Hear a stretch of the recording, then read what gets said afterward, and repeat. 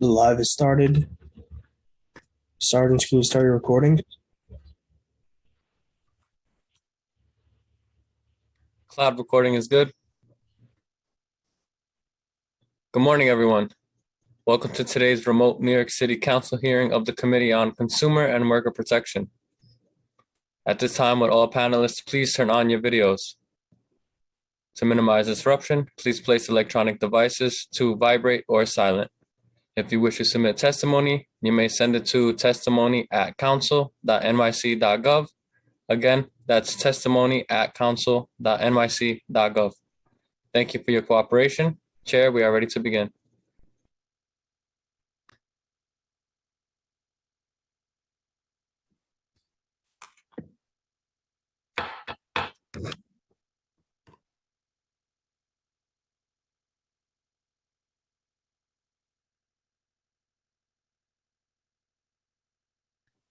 Chair, you're muted. It looks like I pressed mute and unmute at the same time you guys were unmuting me. So let me go back to where we were. Thank you for joining our oversight hearing today and before the Council's Committee on Consumer and Worker Protection. First, I'd like to acknowledge my colleagues who are present. I see Councilmember Moya here. And now to my opening statement. And so, good morning. I am Councilmember Marjorie Velasquez, Chair of the Committee on Consumer and Worker Protection. And I'd like to welcome you to our oversight hearing today on consumer protections during the COVID-19 pandemic. The purpose of our oversight hearing today is to examine the successes and challenges the Department of Consumer and Worker Protection, or DCWP, had in responding to complaints of price gouging during the initial stages of the pandemic, and to hear about the lessons learned and the changes that the agency will be making forward as it continues to enforce price gouging regulations. One of the most visceral moments of the beginning of the pandemic in March 2020 was the rush to buy personal protective equipment, PPE, from masks to hand sanitizer and disinfectant wipes. Certain businesses in New York City sought to exploit this panic and dramatically increase the price of these essential goods to try and profit off the COVID-19 crisis. DCWP took immediate action, declaring these items in short supply to prevent stores from selling these items at unreasonably high prices. DCWP eventually enacted a permanent rule which made price gouging illegal for any products or services essential to health, safety, and welfare during a declared state of emergency. As of November 9th, 2020, DCWP announced it had issued over 15,000 violations since March 5th, 2020. DCWP also found that the neighborhoods with the most complaints of price gouging are many of the same neighborhoods that were hardest hit by COVID-19. These neighborhoods, which are majority Black and Latinx, had a median income of approximately $30,000. While we are hopefully rounding the corner of the pandemic, it is important to highlight that these same communities that were devastated with the highest number of COVID cases and the highest levels of unemployment and business closures, and residents in these neighborhoods were also experiencing extreme levels of price gouging. I want to thank the tireless work of DCWP, who received and investigated thousands of complaints of price gouging. City residents experiencing price gouging, where a single face mask can cost $30, were unable to buy them. Within this context, the enforcement of price gouging laws during the pandemic were essential in ensuring that the safety and health of city residents are inspected. The Controller Audit also found that DCWP never created a timeline standards for how long it expected an investigation to start after the agency received a complaint. I have concerns about the amount of time it took the agency to respond to complaints. DCWP conducted inspections in response to about 28% of the price gouging complaints it received, and those inspections occurred on average 43 days after the complaints were received. In 16% of the cases, it was more than 90 days after the receipt. I understand DCWP objects the controller's conclusion that 16% of cases were resolved over 90 days after they received the complaint, and I look forward to a productive conversation today to try and solve this unresolved disagreement between the agency and the controller. As the pandemic continued to plague New York, price gouging has shifted to other consumer health products. For example, certain stores drastically increased the price of at-home COVID tests. A deli in Manhattan was found to be selling a 2-pack of an at-home COVID rapid test for $80, while the retail price of this test is typically $24. In response, Attorney General Tish James announced a consumer alert concerning price gouging for COVID tests. And I look forward to hearing whether DCWP investigated complaints related to price gouging for COVID tests and the ways in which the agency has worked with the AG's office on this issue. There have also been issues with COVID-19 pop-up testing sites failing to fulfill their advertised 24 to 48-hour turnaround time in tests. AG James has issued warnings to certain companies failing to meet their promised turnaround times, but I look forward to hearing how DCWP is working to protect consumers' rights on this as well. The controller's audit provides lessons learned for DCWP, and our conversation today will highlight how the agency changed its internal procedures to better enforce the price gouging rule, both to comply with the recommendations of the controller and to adopt changes in what goods and services are being price gouged. With that said, I'd like to thank myself, central staff team, Senior Counsel Stephanie Jones, Senior Policy Analyst Noah Mexler and Leah, and my Chief of Staff, Nick Rollison, and Deputy Chief of Staff, Alex Anderson, for their hard work today. I also would like to take a moment to recognize Councilmember Ose. Back to you, Stephanie. Thank you so much, Chair. I am Stephanie Jones, Counsel to the Committee on Consumer and Worker Protection, and I will be moderating this hearing today. Before we begin, I'd like to remind everyone that you will be on mute until you are called on to testify, at which point you will be unmuted by the host. During the hearing, I will be calling on panelists to testify. Please listen for your name to be called, as I will periodically be announcing who the next panelist will be. At this hearing, we will first be inviting testimony from the Department of Consumer and Worker Protection, followed by testimony from members of the public. During the hearing, if council members would like to ask a question of the administration or a specific panelist, please use the Zoom raise hand function and I will call on you in order. For all panelists, when called to testify, please state your name and the organization you represent, if any. Before we continue, Chair, I believe we have some council members who have joined us. I'd like to recognize Councilmember Botcher and Councilmember Brewer. Thank you, Chair.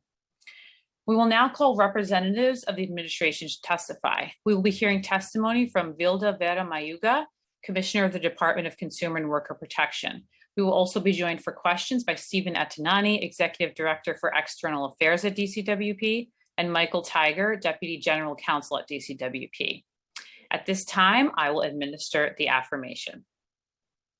Administration panelists, please raise your right hands and I will call on each of you individually to respond. To affirm to tell the truth, the whole truth, and nothing but the truth before this committee, and to respond honestly to council member questions. Commissioner Mayuga? I do. Thank you. Executive Director Atanani? I do. Thank you. Deputy General Counsel Tiger? I do. Thank you. This time, I'd like to invite Commissioner Mayuga to present her testimony. Thank you.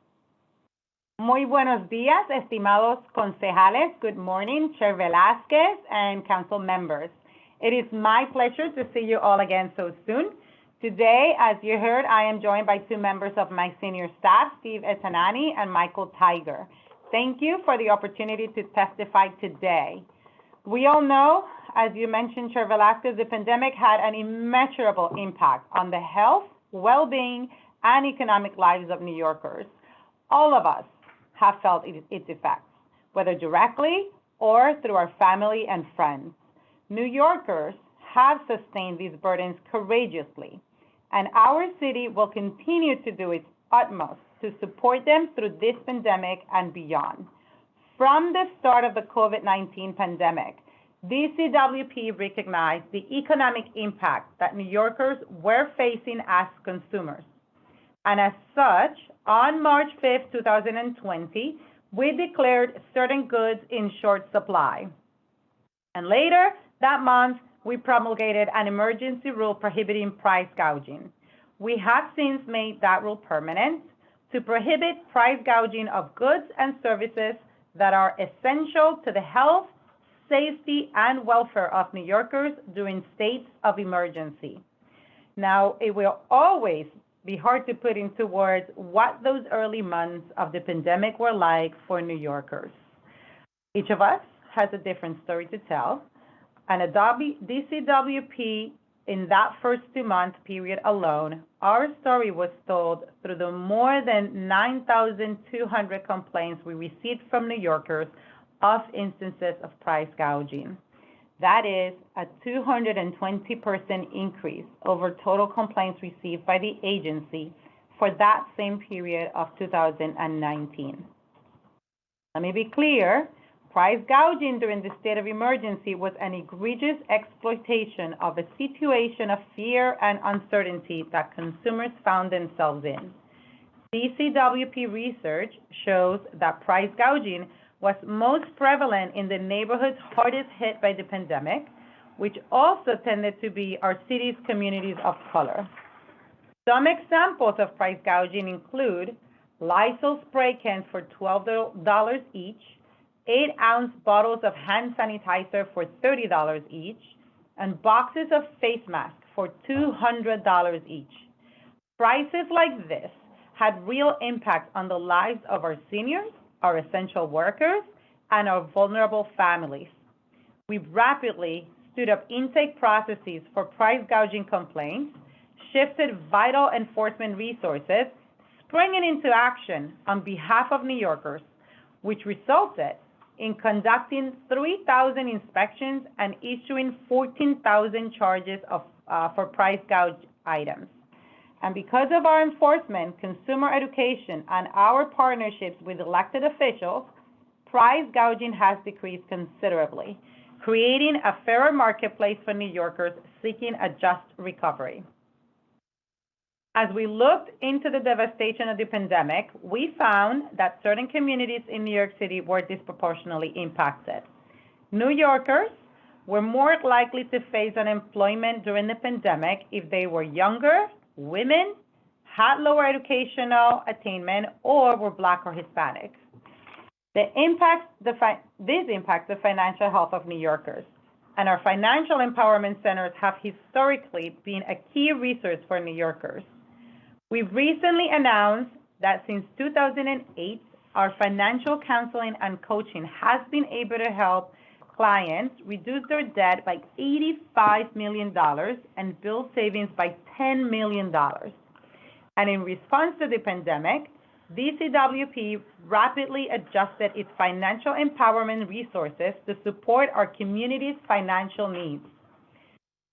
Financial empowerment centers effectively provided telephonic counseling and assistance with benefit eligibility, such as the New York State Department of Labor's Excluded Workers Fund and other emergency housing and food resources.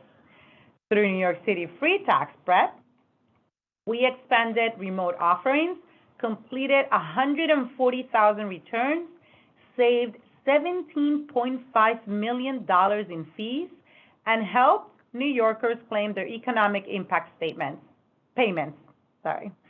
And now, looking toward the future, it will be essential to support Mayor Adams' priorities regarding the Earned Income Tax Credit. It is one of the most effective poverty reduction programs in history. We need to increase the city's matching rate to up to 30%, and we need the state to increase its investment. This will have a transformative effect on the lives and financial health of hundreds of thousands of New Yorkers. And we all need to work with our state elected colleagues to get this over the finish line. And let me say just how important our relationship with you all, the council, is. Our ability to protect New Yorkers from exploitative and deceptive price gouging is grounded in our authority under our foundational law, New York City's Consumer Protection Law.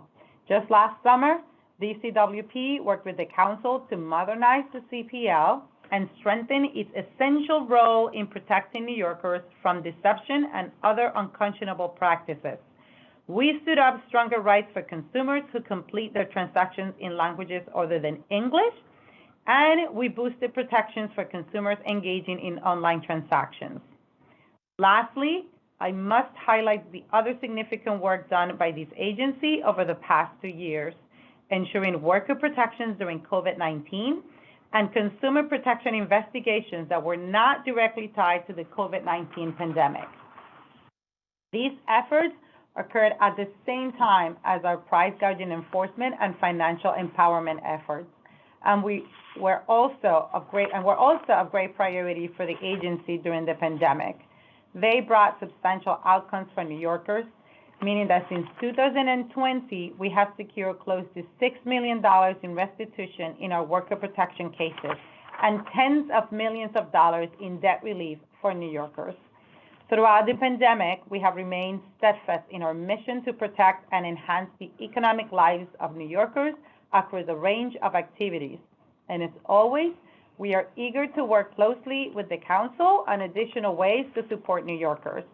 Thank you again for the opportunity to testify today, and I look forward to your questions and our discussions.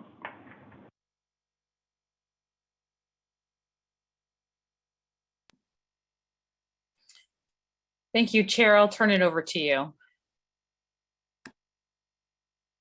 I'd like to recognize Councilmember Menon, who has joined us, as well as Councilmember Krishnan.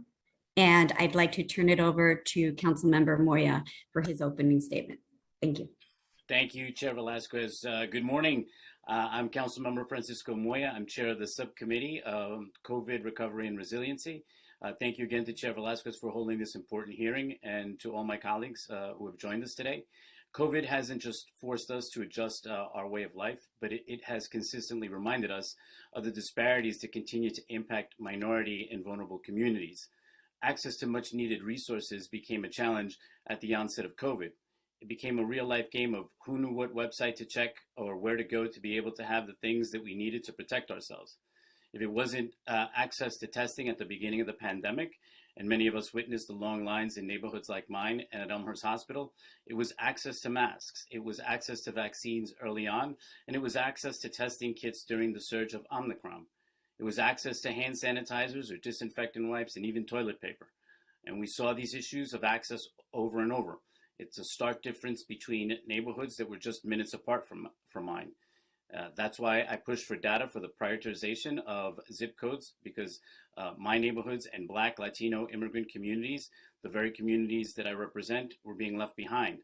And to add to these issues, the bad actors who only sought to put profit over people's desperate need to protect their lives and loved ones, bad practices always end up hurting our communities the worst. And if bad actors know that they can get away with it, they will continue to do it.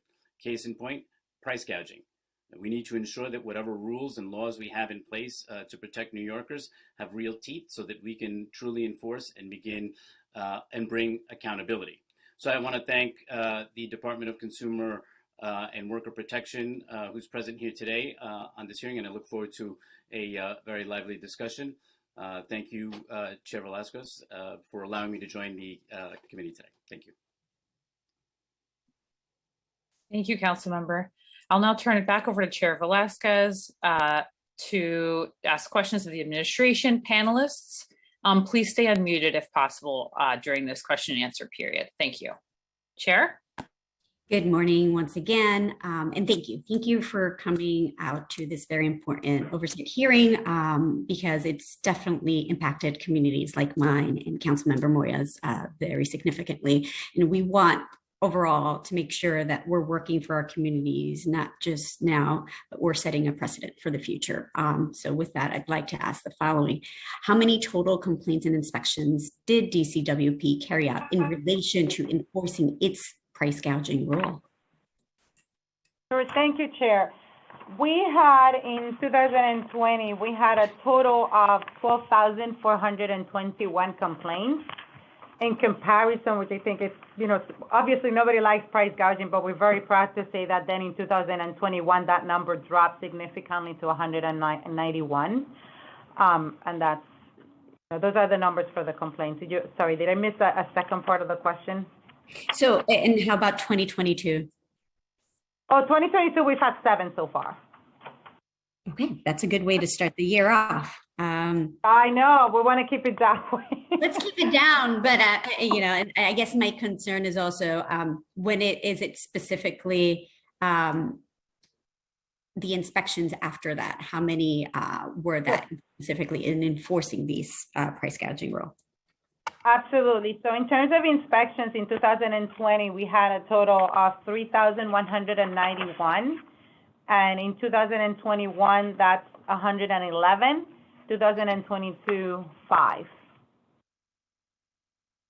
And what, any violations that came out of that, or what came out of that? What was the outcomes? In 2020, we had 13,288. 2021, 1,038. We don't have any charges yet for 2022, or at least I don't have the number here, I apologize. But in terms of summonses, we have 1,004 for 2020, 2021, 72, and 1 in 2022.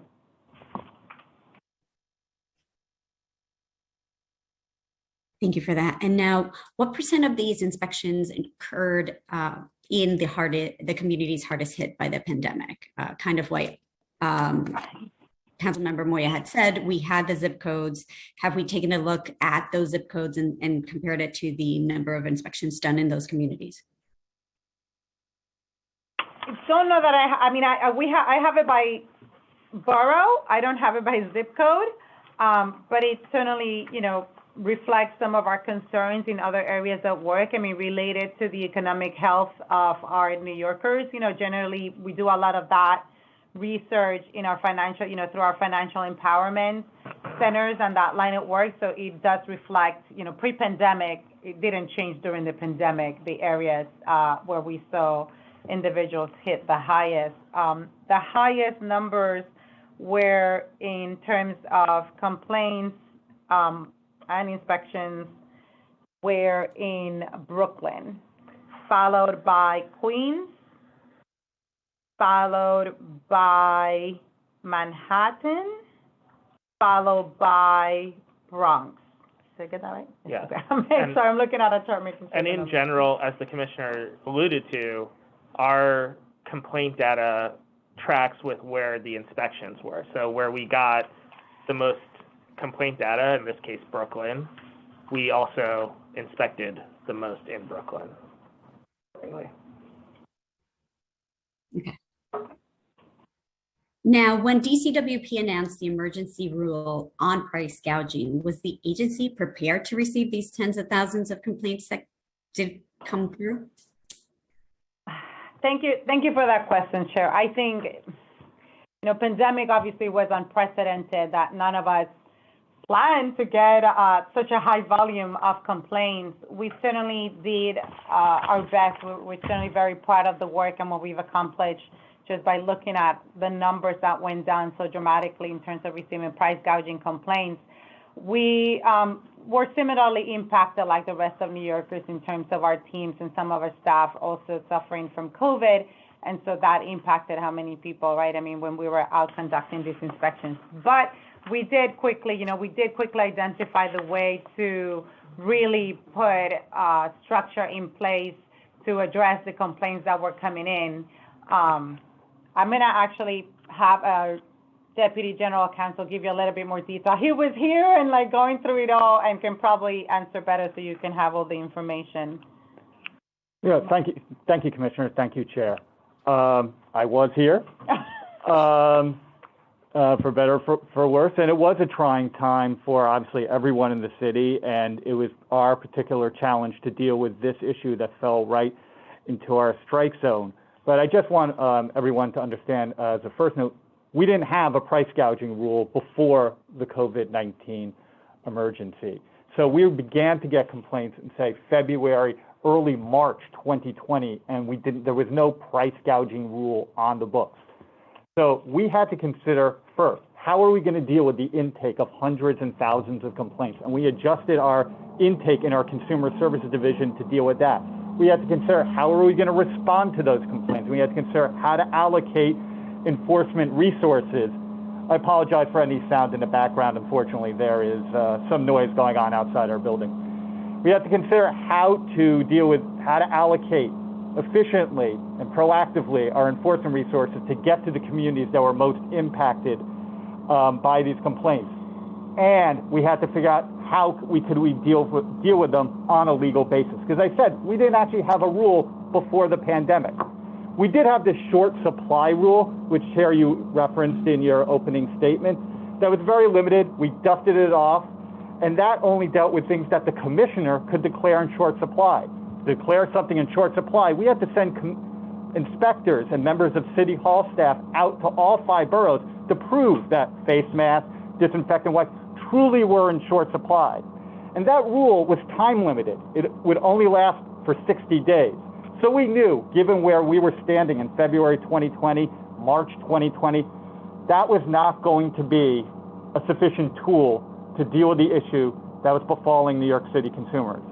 So we thought quickly, we thought efficiently, we dealt with the operational challenges that I mentioned before, and we promulgated that emergency rule, I believe on March 15th, which was only 3 days after Mayor de Blasio declared a state of emergency in the city of New York. That rule was limited to those products and services regarding the diagnosis, prevention, and treatment of COVID-19. So because it had to be done in that limited way, because it had to be done on an emergency basis, it didn't go through the usual rulemaking process, so it had to be limited. Under the terms of emergency rule, you can't have it as an emergency forever. So by June of 2020, we passed a permanent rule that was forward-looking. We had now had the experience of dealing with price gouging in an emergent basis, in a true emergency for this city. And we thought, how can we deal with this going forward in future states of emergency? And that's that permanent rule in June 2020 that applies to all states of emergency going forward. But I do note that for our price gouging powers to exist, there does have to be a state of emergency in the city of New York. It's not a generalized prohibition on increasing prices in the city. There has to be a state of emergency. And the price gouging enforcement has to be connected to the underlying state of emergency. So I know that was a lot of talking, but I just wanted to give that sort of overview to the committee about the work we did under that sort of very concentrated time frame.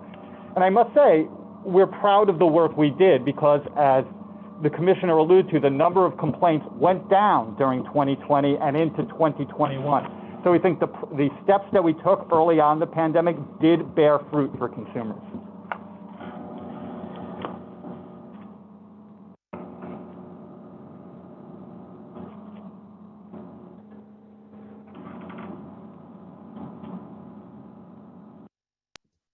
Thank you for that. I mean, I think one of my concerns is when we're going back to, I understand it was an emergency order and then it became a permanent rule, but do you feel that the agency had adequate staffing at that time period, and what the recommendation is looking forward to when it is another emergency, God forbid, but we still have to consider if there is another state of emergency, do you find that you have sufficient staffing to properly enforce this price gouging rule?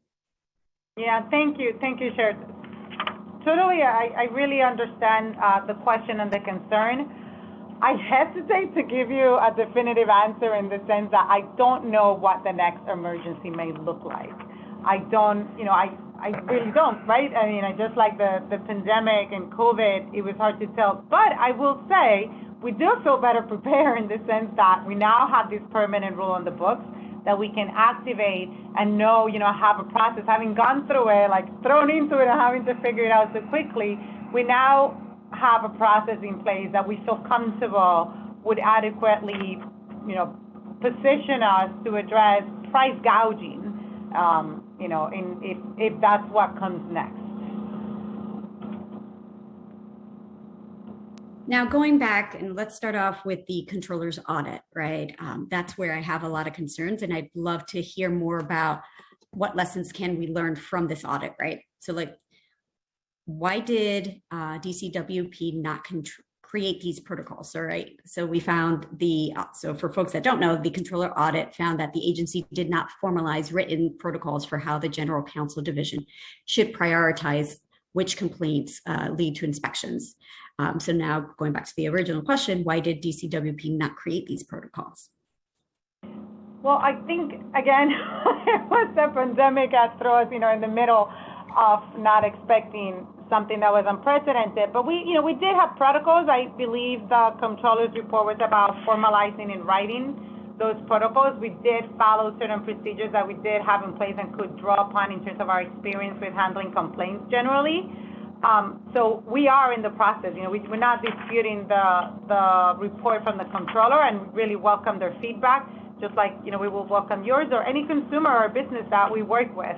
So we are in the process of reducing to writing those protocols to make sure that we have them for the hopefully never, but probably likely next emergency. So you alluded to the fact that there were some guidelines.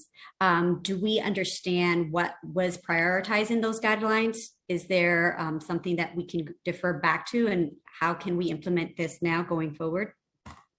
Sure. I'll ask again our Deputy General Counsel, Mike Tiger. He's in our counsel's office and can walk you through those protocols that we generally follow and that we did implement during the pandemic and will tailor to an emergency moving forward. Thank you, Commissioner. Thank you, Chair. It's a good question. To be clear and to underscore what the Commissioner said, the control report did not find that we lacked these protocols entirely. Rather, it said that we should memorialize those protocols, which there was no dispute we created at the onset of the pandemic, so that they can be referred to in future emergencies. And I think it's reflected in the public documents, the way the controller report, I think it's referred to in actually the controller's audit report itself, but it also attaches the agency's response. And in that agency response, it lays out the different criteria that the General Counsel Division used to prioritize complaints as they came in for inspection, including their location, what the egregiousness of the complaint, whether there were multiple complaints. There are a set of criteria that are laid out in that document. And those are the criteria that we are now in the process of memorializing in a written protocol that will be used in future states of emergencies.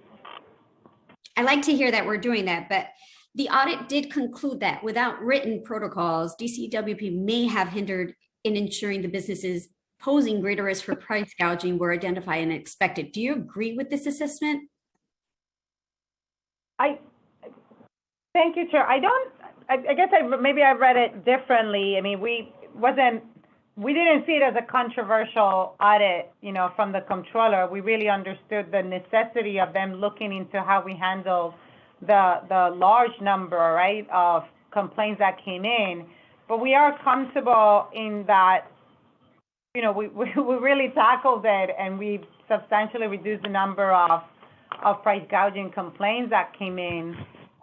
We did follow a protocol similar to what we do for other, complaints, intake complaints, the intake process of complaints that can come in generally under, the many things that we do with the over 50 licenses or, industries that we license and things like that. So I didn't read it that way, in terms of suggesting that there was something that we didn't do correctly.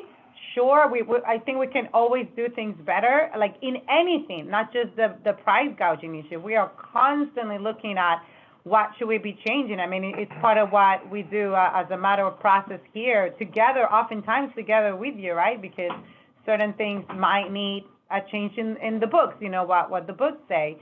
The enactment of the permanent rule that we can then go back to.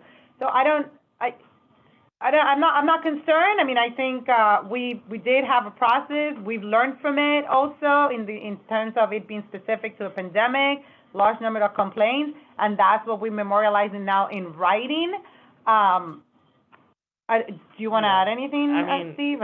Yeah, sure. I think what's indisputable is that our price gouging efforts were a success, and the proof is with the dissipating number of complaints, the outreach and education we did above and beyond what local law tells us to do in terms of language access and meeting consumers and New Yorkers where they are. But I think, and as the Commissioner is alluding to, our agency already has general guidelines as to what precipitates an inspection when we receive a complaint. Mike outlined a couple of those things, whether the recency of the complaint, whether it's actionable for us to actually go out to do so. We also receive multiple complaints for a particular business. So that also informs kind of the delta between complaints and inspections that we highlighted earlier in our testimony and question and answer. We had over 12,000 complaints, for example,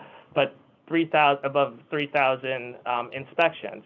That's not because we weren't prepared to handle all the complaints that came in. That's more of us going through our processes and procedures to ensure that we are going out and using our staff members' time strategically and effectively to get to the results that we achieved, which was, flooding the zone in a sense and making sure that New Yorkers and businesses knew that price gouging was unacceptable and that this wasn't going to stand in our city given the times. I think going back to this audit, the audit did find that DCWP never established productivity or timeline measures with regard to its enforcement of the price gouging rule. Is there an explanation as to why the agency did not produce these timeline measures? You mean in terms of how long it took from receipt of a complaint to go out to do an inspection? Mm-hmm. I think it goes back to the large influx of the complaints that we received during that short period of time. It honestly presented, we put it in our response to the audit, our Herculean efforts to overcome challenges to address the number of complaints that came in. And again, just to be honest, it's our own team, we weren't exempt from the effects of COVID and staff, falling ill to COVID itself and having other challenges like that. However, I do think that, again, the best performance measure is looking at the amount of complaints that came in then and that came after we started enforcing. I mean, it's such a dramatic drop in the number of complaints that it really, that is to me the true testament of the success story of our putting into place a process to address an issue that we found incredibly egregious and taking advantage of New Yorkers in a time of desperation, unprecedented times of need. And that really showed that what we did, despite nobody ever thinking that anything had to be done, and creating a law in the books, an emergency rule, and really moving things around to be most effective, tackled it. So I don't know if that answers your question, but basically I just think that there's a number of factors we're going to be looking in, and at least half of our inspections did happen within 28 days of receiving a complaint, and over 70% we did do them within the 50 days. But we couldn't really predict what were the things we were going to be looking at and how things were going to go about when we launched these efforts and reacted to the unprecedented pandemic. But certainly, now with the background and the experience that we have, we're going to set up our timeframes and just understand that we would want to, at the same time, remain nimble, right, and flexible, because that's what we do. Depending on the industry, depending on the issue, depending on the matter, we have to be able to adjust. And the main purpose for us is going to be, how do we stop it from happening? And that is what we did here. We stopped the price gouging from happening. Consumers understood and businesses understood. I think everybody now knows very well, both businesses and consumers, what is it about prices. And if there's a question about it, they will call us internally, we can address it. And again, just no better numbers to look at than the number of complaints coming in now versus what came then. And we're in the process of implementing the recommendations that the controller identified. I think that can't be lost here. But what also can't be lost is that you cannot divorce the work that we were doing from the times that we were in. We were legitimately, so to speak, building this plane while flying it as well, in the interest of protecting New Yorkers. And I think the controller himself recognized that by saying that the agency went through incredible hardships to safeguard New Yorkers from unscrupulous profiteers. That speaks for itself and is a reflection of the hard work that this agency did during that time. I guess going back to the timing piece, how long did it take the agency on average to investigate a business after receiving a complaint? Well, I think in our response, we quoted, we alluded to between 0 to 28 days. That's about half of the complaints. That's the amount it took in about half of the complaints. So you said 0 to 28 days? Yes. So the controller had found that in about 16% of the cases, DCWP took over 90 days to investigate a complaint. And then DCWP objected to this figure, but failed to provide the controller with the relevant evidence to back its claim. So now, does the agency still maintain that this figure is incorrect? And if so, will you share the evidence with my office to prove that 16% of the cases did not take over 90 days to investigate? So I don't think we have that specific data here. We certainly can work with your staff to address any concerns. My concern is that we were successful. I don't, it's like it wasn't, I don't want to get, stuck on a dispute about what percentage took to address the number of complaints, because again, it was unprecedented. We set it up, we addressed the issue. We haven't received, I guess, complaints about the process, in terms of we believe that our New Yorkers understood and learned from it with us. And that's the measure of success that we're seeing.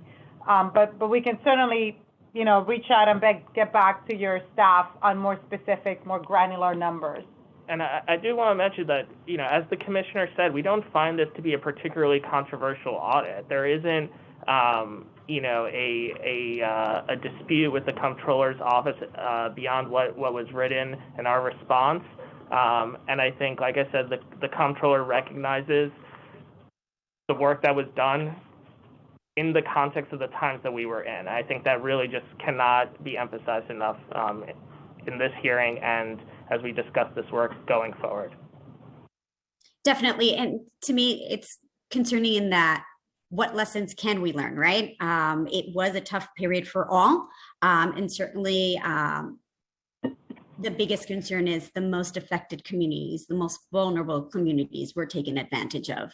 And so keeping that in mind, we really need to make sure that as we're writing these protocols, as we're following it, as we're making it more permanent, that we're keeping those folks in mind. Those are my seniors. That is my community. That is Councilmember Moya's community. And so it is deeply personal for us to make sure we're getting this right and that we're working together. And certainly the audit really does shed some light. And I think it's this opportunity that we can grow together and make sure that we're properly staffing, we're properly educating not only ourselves and the council, the agency, but more importantly, our communities, and making sure that we're all advocates and we're all in this together, especially against those bad actors who choose to take advantage of us and our community and set a bad precedent, not only for ourselves, but for the city. So we're in this together, but we're gonna do this to make sure that we understand where can we collaborate and move forward. And so this today is important and vital. And so a couple more questions, and then I'm gonna pass it on to Councilmember Moya, who was also, his community was really greatly affected. And so I'll turn it over to him in a couple more questions. So DCWP, back to your inspections. And you mentioned earlier that you selected a couple and it went through testing, and that's why you went over to 28%. So can you explain to me again why 28% of price gouging complaints were inspected, and why was the agency only investigating nearly a third of what it received as complaints? Sure. So I'll probably pass it to Deputy General Counsel in a little bit, but just I think what's important to note is that you do get a number of complaints that may all be related to the same business. So not every complaint is going to result in an inspection visit, because you could really literally get hundreds about the same business, for example. And that's one measure, going back to like factors that you look into that we're going to be paying attention to. Unfortunately, we also did get a number of complaints that were not what we would call actionable. We didn't get all the information we would necessarily need from consumers to be able to turn that into an inspection. So those are generally some of the things that we find that I'm glad you asked that question, because I do think it's important to add that other context. It kind of goes along, hand in hand with what you mentioned, Chair, that we very much agree with you in terms of making sure that our communities, especially those that are most vulnerable, are well educated so that when they see something, they know what exactly we're going to need for them to bring to us. And so it's all, it's all encompassing. And so after we do this whole hearing and everything, we shouldn't forget, like you said, right? It happened. It could happen again. So what is the best way to effectively communicate with our communities? Again, especially those that are most vulnerable, that are not going to be like, oh, let me go to the Dcwp website, right? I mean, how do we get to them in a language they understand, not just actual language, but the words that are used, the vocabulary that we use to make sure that they understand what is it that we need, what should they be looking out, and let us then come and do our piece to be effective. But having said that, Mike. Good. Thank you, Commissioner. I mean, I think we're very proud. I just want to underscore again of the work we stood up. As my colleague Steve said, we were building the aircraft as we were flying it. But we have to think strategically about how we allocate our non-infinite resources in a time of true emergency for all New Yorkers, including the people that were working at this agency. And I do want to level set that there's no world where we would have been able to address every single price gouging complaint that was coming in. So we had to think strategically how we were going to get the biggest bang for our buck for our enforcement resources. And so it does matter what the egregiousness of a complaint, how much they were charging, whether we were hearing repeat violations or repeat complaints from certain locations, where in the city those locations were. These are all things that we did consider. It is true there was a lot of sort of maybe noise in the data that we're talking about here, because there might be locations that received multiple complaints. So we have 4 complaints for one location that would result in one inspection. Or at times, remember at the beginning when I was sort of unpacking the chronology of what we did, we had those short supply rules. Those only apply to certain products. So for a while, we couldn't respond to certain complaints about certain very important products until we realized that what we had was insufficient to deal with the breadth of the emergency and why we passed the emergency price gouging rule. So at different times in chronology, there were times we couldn't respond to every single complaint. But I do want to underscore that we tried to think this through as well as we could at the time, given the emergent circumstances, in a strategic way, as we do with all our enforcement operations, we do with responding to consumer complaints in the normal course for all the different categories that were within our jurisdiction. Thank you for that. Can you describe any lessons that the agency has learned from the audit?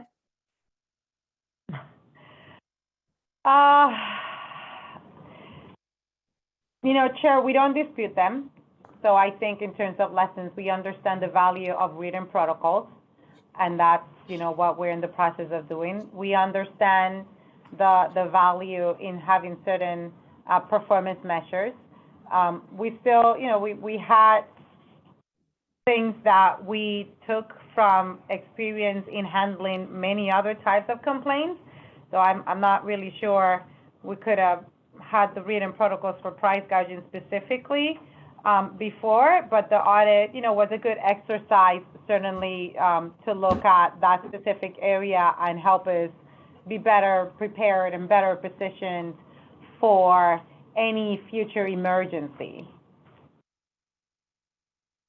Got it. I want to recognize Councilmember Abreu, who has joined us. He joined us earlier, but I was in the middle of super focused questions and I failed to recognize him. So I'm recognizing him now. And I'm actually turning over my questions right now to Councilmember Moya. Thank you, Chair Velasquez. Good morning, Commissioner. Just a couple of questions. I'm not going to take up too much of your time. Can you just tell me, what is the number of inspectors that you have in total? We have 63 inspectors on the field. And that's year-round? That's for all of our, yes, that's year round for all of the areas that we cover in terms of jurisdiction-wise, yes. Okay, but are they like, out of the 60, they all go out to do the same work, or are they specific to certain issues that you cover as an agency? Some of them specialize in certain areas, and then we'll have others, the specialist supervisors, who may be going across different areas of the enforcement work. Okay, so 60, but then they go individually to, you know, the different programs that are relevant to their field. Got it.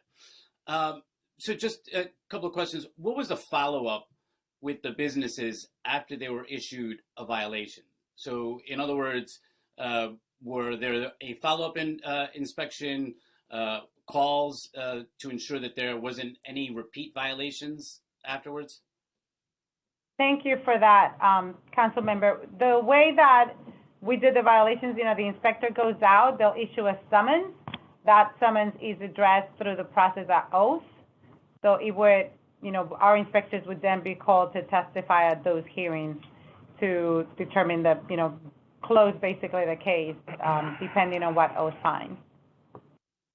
Right, but that was it. So it would end at oath. There was never any follow-up inspection to see if they were repeating the violation. Violating the law again?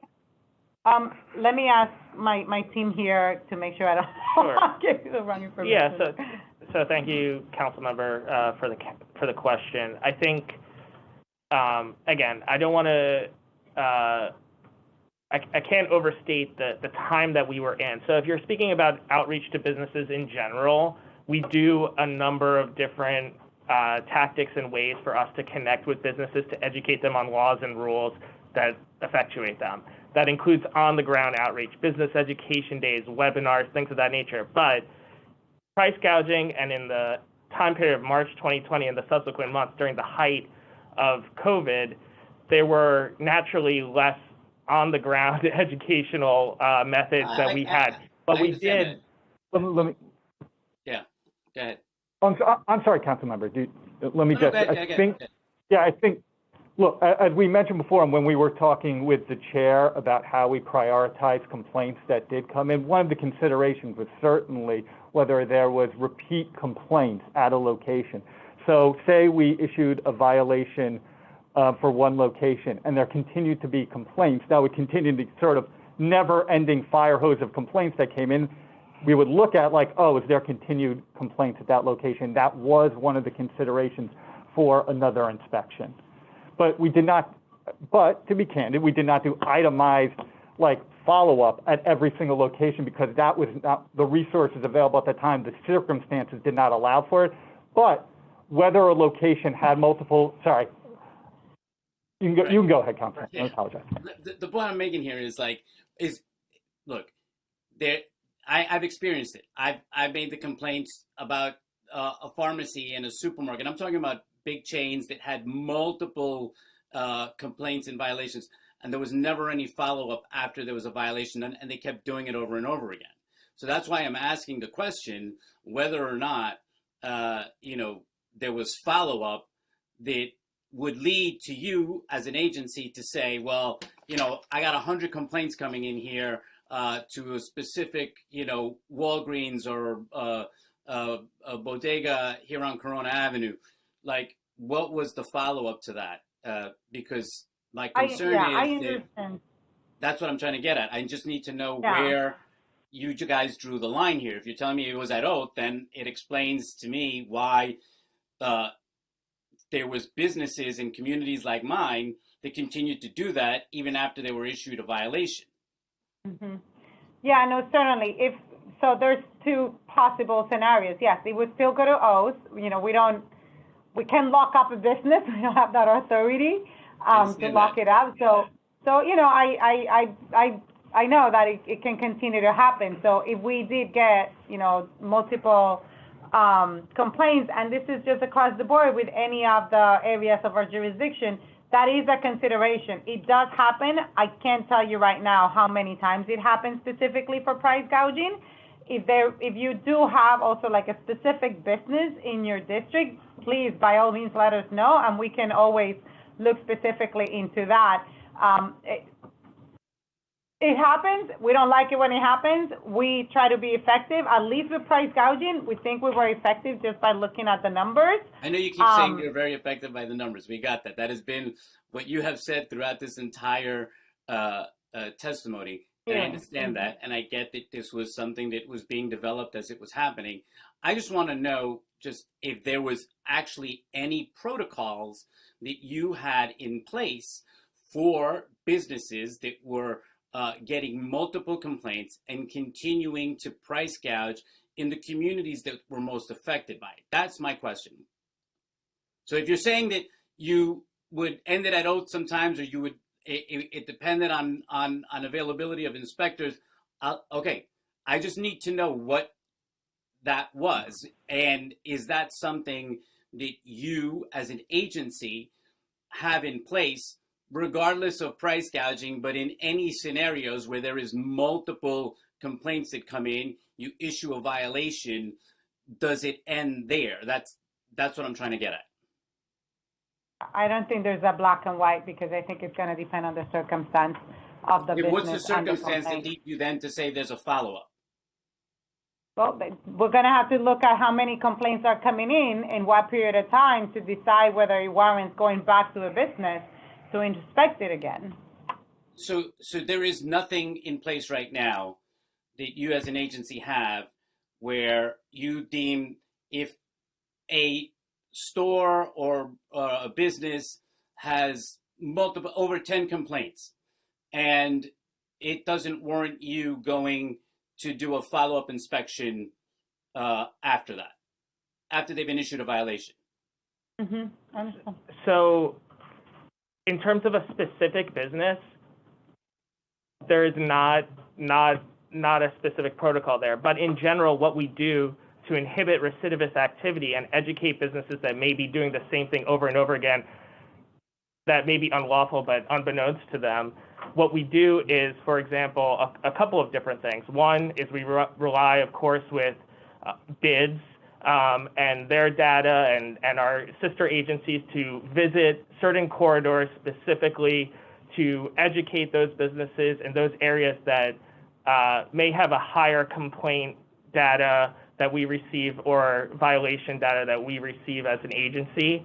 I can tell you in different areas of our work, certainly not related to price gouging in this instance, but in terms of how we develop outreach campaigns and our general outreach prerogatives, we do, for example, as recently as our paid safe and sick leave law as it relates to COVID-19 amendments that the council passed, we affirmatively contracted with vendors to reach out to industries that have a history of recidivism or issues with paid safe and sick leave, so they wouldn't fall under the same issues in the future. I got that. Look, I went out on the streets with you guys to do the same educational, walkthroughs that we did with the businesses. My thing is, what I'm getting from you is that there is actually nothing in place right now that you have as an agency that says, that this deems a follow-up to a business that may be in violation, whether it's price gouging or anything else. That's what I'm getting from this. Well, I don't think we can say it. I'm sorry. If I'm mistaken, please. I just want to make sure I'm hearing you correctly. That's what of course, and we want to have obviously a productive dialogue here going forward. I mean, I think it's true that we do not have a black and white standard that says after X amount of violations of any law that we are going to go out again. But both in terms of the price gouging enforcement, even at the height of the pandemic and the price gouging complaints we were getting, and more generally, is a case-by-case analysis. So with the price gouging, as I mentioned before, if we got multiple complaints at a location, we would go out. And that would be true whether we already issued a violation at the location or not. So if a place we sent out an inspection, we spent an inspector, violations were issued, and we continue to get complaints, that naturally would lead to that location being prioritized in the regular course.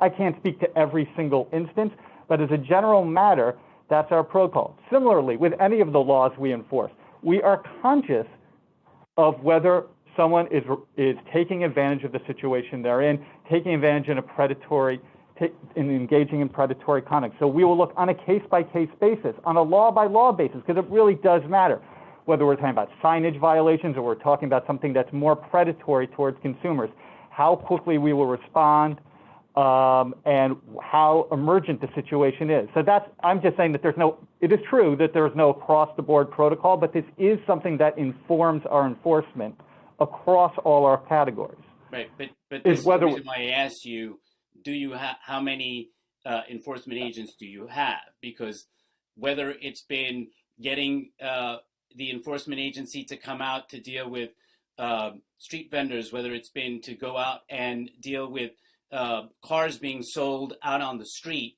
I always get the same thing. We don't have enough of enforcement agents to take care of the problem that we face here.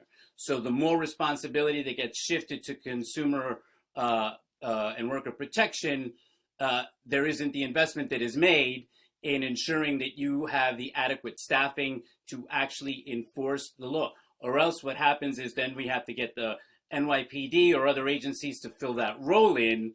And it's been a frustration for me for the number of years trying to really cure some of the quality of life issues that we faced in my district, because there has not been the ability to do any type of follow-up. And so the problem still will exist. And while I understand, you did a good job in lowering the numbers and how that was happening as it unrolled, I'm looking at this from a much bigger picture here as the agency itself, because who knows if we have another wave, but who knows what the next thing is. So my question is, the question really was about, do you have enough staffing? If you do, then okay, then what are the protocols for the follow-up? Because some of us on the ground don't see any follow-up afterwards. So that is why I'm leading to this question. And I don't mean to be argumentative here. I'm just trying to get to the solution that helps communities like mine that really need the agency to be present to help us with a lot of the issues that we face. I don't want to keep belaboring the issue anymore, because I know my colleagues have questions and they've been waiting. I just have two more questions on this particular topic, and I would love to follow up with you on this after as well, and maybe we can talk a little bit of strategy from there. But just how did you close the loop with the consumers who actually filed the complaint? Well, the vast majority of complaints that we received at the height of the pandemic were mostly about alerting us that there was price gouging, as opposed to different types of complaints that we get about, like, I want my money back because I've been taken advantage of. It was mostly about just putting us on notice. So unlike when maybe some of our other categories that we enforce against, where we really have to have a long-term sort of back and forth with the consumer to get what they need. That's why we have a mediation unit in our consumer services unit. Here, it was much more about putting us on notice that there was a problem in the community. So we didn't have as much of a sort of back and forth and notice system with the individual consumers as we would in other situations. So if I filed the complaint through 311 and then I went back to review it, would then the person be able to see, okay, the case was closed, or it would have information there at least? Right. There would be some sort of notice that an inspection was sent out. Got it. Okay. And lastly, how many of those complaints that were done after the 30 days resulted in no action? I know you guys said that you had a lot in the beginning, that you handled it within the first 28 days, but those that fell beyond that, how many of those? I don't have the specifics on that, like specifically like after the 30 days. You mean the ones that came after 30 days? No, the ones that like weren't like after 30 days that were not inspected. What happened? How many of those resulted in no action whatsoever? Yeah, I'm sorry, I don't have that, those specifics here, but Okay. we know you're interested, so we're gonna get that. I know that there were some other, more detailed number from Chair Velasquez as well, so we'll definitely wanna get those. Thank you. I appreciate your time and thank you for taking my questions. Thank you, Chair Velasquez. Let me turn it back over to you. I wanted to highlight certain other aspects that we wanted to go back to when we're talking about consumer needs changing during the pandemic, and certain stores that began to double and triple the price of at-home COVID tests. How many of these complaints did DCWP receive for price gouging related specifically for COVID self-tests? For the at-home test, so that actually came right during the Yeah, we actually have that number, just if you just give us one moment. Okay. With the Omicron variant, that was something that came after like our initial influx. Give me the information, Chair. We had 194 of those. Okay. And what was the follow-up?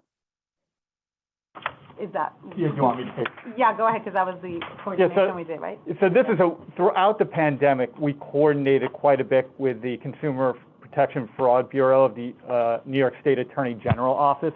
They have their own price gouging law that is framed a little bit differently. They have certain powers we don't. We have certain powers they don't. They have certain products covered that we don't, and vice versa. So it was very important for us to collaborate. The at-home testing kits were one of the circumstances where it fit more squarely into their law. I can get into detail as much as you would like about sort of what that means and why it is. But the important point, I think, at a top line is that we had this ongoing collaboration. And so we set up a system where any at-home testing complaint that came into our agency, we made sure that the Attorney General got and that they acted on quickly, because we have jurisdiction over the same group of consumers. So from our perspective, what was most important is making sure that the consumers were not harmed and that there was enforcement against price gouging as expeditiously as possible.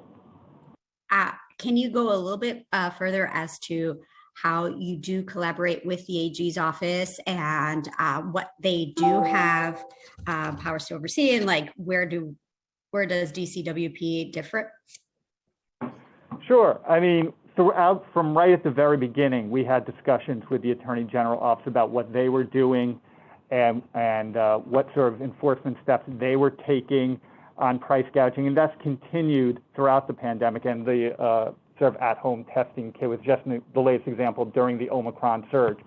But earlier in the pandemic is another good example.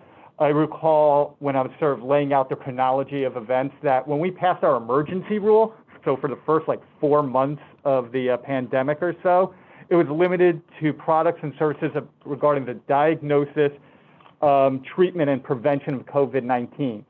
So that didn't include food. And yet we were getting price gouging complaints about food, but we were circumscribed in what we could do about it at that point. The Attorney General already had, under the general business law, I believe 396-R, that for price gouging had a much broader law that was already on the books. In some ways, it's broader in a bad way because we actually had sort of we narrowed in on like what could constitute a violation. I think was very helpful for our enforcement, but they could cover food. And so we got a lot of complaints about eggs, for example. And when we got those complaints, we collaborated with them, made sure that they got the complaints, followed up with them to see what they were doing. And so we could tell people on the ground what we were doing with price gouging. So those are just two examples, one towards the beginning of the pandemic, one towards the end of the pandemic, of how we collaborated with the AG.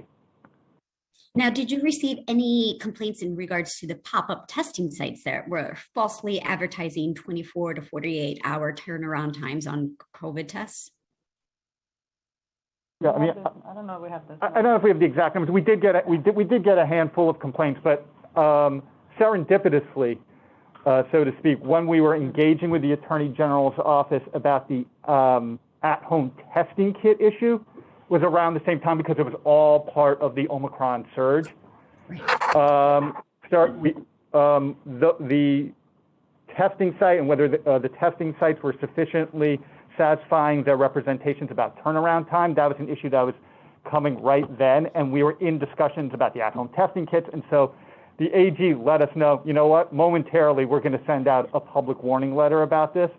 And so through that collaboration, we knew, okay, the consumers there's an enforcement agency who is handling that issue right now. And after the Attorney General sent out those warning letters, there was a decline in the number of complaints we received about that issue. So that collaboration, again, continued to be effective. I'm sorry, that was a little bit all over the place. Did that make sense, Chair? It made sense to me. Look, for me, it was an interesting world, right? And that was like late last year, early this year, where this was crucial, right? This moment was crucial for our communities. And I know certainly Councilmember Menon also did a lot of work on this. And that's why we're bringing this up, right? Because it affects all of us. And so we need to know, how do we advocate on our end for our communities? And also, what's the follow-up, right? What's the expectation? I call this in, for this 24, 48-hour pop-up testing site, it's affecting me every single day, because now I have to get me and my kid tested, and what should I do now that this has happened? So I guess from the consumer end, how did you, going back to what Councilmember Moya said, how did you alert the consumers? And from the business aspect, how did we follow up with those businesses? Did we issue violations, fines, besides what the AG did with issuing the letter? No, we thought that I'm sorry. No, we thought the best first step was to see how the EG's public action would play out. And it seems like it did have a salutary effect on the situation. So that was like, if we had continued to get complaints and we saw that the AG's action was insufficient, that was definitely something we were primed to work on in a much more proactive way. And to Mike's point, we have not received any complaints since February 15th on this issue. So that strategic action has borne out to be the right one.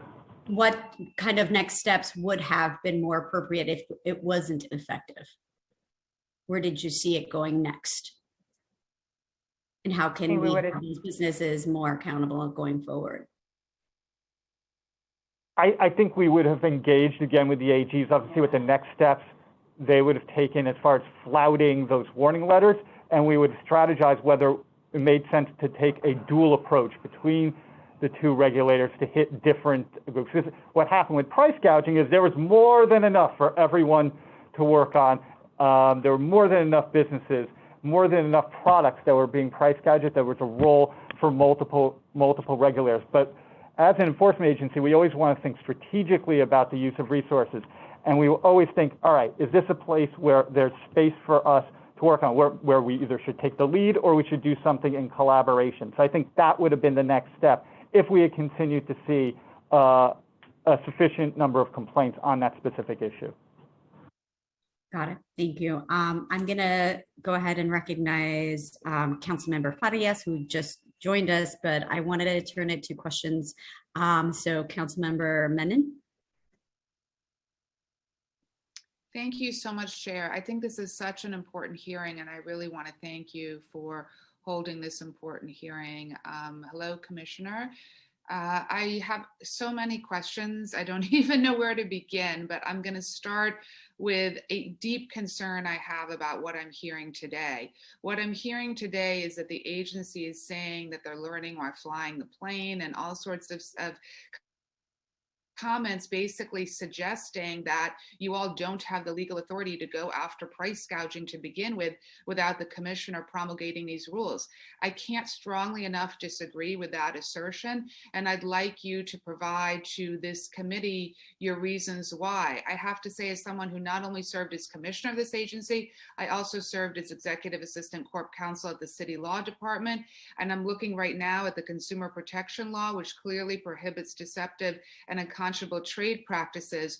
I guess, why did you feel that the agency needed to keep promulgating these rules? Because my concern is that there's clearly was a delay in the inspections. You heard it from the chair, you heard it from the questioning by Councilmember Moya, and I just think it's unacceptable. And I also dispute your characterization of the controller's audit as routine. There's nothing routine in the controller's audit. I think we've all read through this audit. It's really troubling. And I'm concerned about the fact that COVID, we're going to have additional variants. How is the agency then going to be prepared to deal with it? So if you could please go through. I have many more questions, but that's sort of the beginning. Sure, thank you. Thank you for those questions. Glad to hear that you don't agree with our assessment, but I am confident that our legal analysis is sound, and in collaboration with the law department, we wouldn't do something that they wouldn't agree with us. So we understood our limitations to begin with the law that dictated that we could indicate certain items to be in short supply, and then understood the limitations of that to then expand to issue an emergency rule, understand the limitations of that with a time frame to then quickly work to make it a permanent rule. There's absolutely nothing in the books as we understand it, but happy to hear where you might disagree with specifics on where the law allowed us to. I know what you meant generally, allowed us to move in terms of price gouging. So we're definitely comfortable with that. We, in terms of the amount of time that took with the complaints, it's tens of thousands of complaints all at one time in a period of 2 months. We had like over, close to 10,000 in a period of 2 months. And nobody could have predicted this. I think now that we understand better what a pandemic, assuming it's, similar, because I don't think we can also predict the details of what it would bring, we have a process in place that we wouldn't have to spend the time in setting up, right, the short supply list or moving to emergency rule or none of that. We do have a rule that we made it as expansive as possible so that we can now go back to it and put it into effect. And again, there's a lot of complaints. We now know better also to continue improving our education of the consumer so that they know how to give us all the information that is necessary. We do think we were impactful. Could we have gone more out? I think there's a lot more of anything that we can always do. I can't really sit here and tell you there's no more that we can do, because there will always be more that we can do. But, now that we have everything in place, the things that we think we have the tools necessary in place for any other emergency that may come our way. But if, again, we do like the collaboration, and I know that you serve in these roles, so you might obviously have like certain firsthand knowledge and experience that you think will be helpful for us as we prepare for anything that may come in the future. Absolutely, Chair. If I can suggest, I do think that the agency should provide this committee with a legal memo as to why they believe that the current city's consumer protection law does not fully cover price gouging. Because again, we don't want to have a situation where there are new variants of COVID or something else. I really do want to understand that. Secondly, the controller's report shows that 45% of businesses where there was a complaint received no inspection. Why was that? Thank you, Chairperson. Were you going to add something, Mike? I know there are a couple of questions on the table now, but I just want to circle back maybe to the first question. And we will obviously provide whatever legal analysis you would like. Of course, we always are responsive to the council's questions. But I do want to stress that we took the action that we did in those months in February, March, in very close consultation with the Corporation Council, the New York City Law Department. So I assure you that we did what we thought was best legally and possible legally at the direction and with consultation with the Law Department, where we had a constructive back and forth about what the limits were on our legal jurisdiction. Because I do want to point out there are two parts of the CPL, the Consumer Protection Law. There's the prohibition on deceptive conduct, and there's the prohibition on unconscionable conduct. And the unconscionable conduct is what price gouging is here. It's not deceptive. They're telling you how much they're charging, but the fact is that's unconscionable. And under the terms of the Consumer Protection Law, even after amended with the help of the council last year, still requires that any unconscionable act be detailed by rule or regulation by the commissioner. So we can't just issue violations and call something unconscionable. There has to be notice to the businesses for unconscionable conduct. That's why there has to be a rule specifically about price gouging. There wasn't a price gouging rule other than the short supply rule that we described earlier. And why was it limited to certain products? Because again, in consultation with the law department, it had to be limited because it was going through an emergency exception to the City Administrative Procedure Act process, the CAPA process. And there was no chance for notice and comment. It had to be limited under certain requirements of the law. So that's why it was limited in the product. I'm not going to belabor this. I would like for you all to please provide to the committee, if the chair agrees, Sure. a legal analysis and also talk about past actions the agency has taken against price gouging, because the agency has taken actions against price gouging before. So I'd like to see that. But I do want to, if I still have time, ask about what the chair asked about COVID pop-up sites.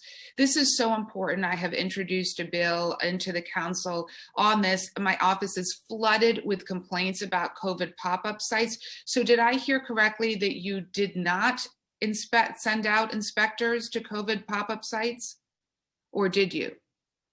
No, we did not, because we worked in collaboration with the Attorney General's office, and we understood that they were being effective in their addressing that issue.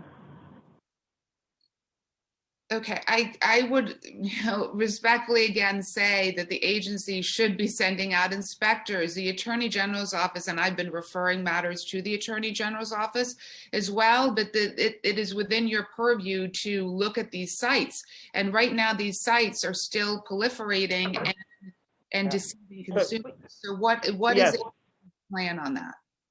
So, Council Member, I appreciate the concern you're raising, and we'll definitely follow up with you about specific instances and specific, inspection requests or complaints that you're referring to.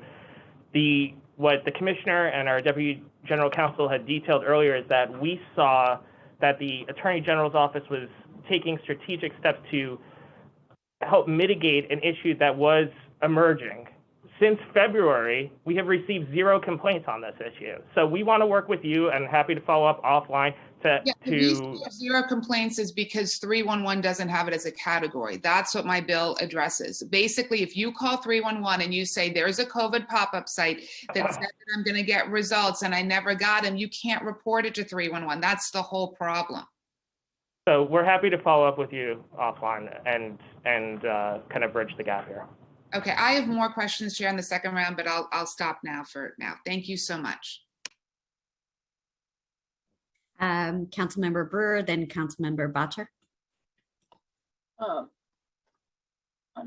Thank you very much, Chair and Consumer Affairs.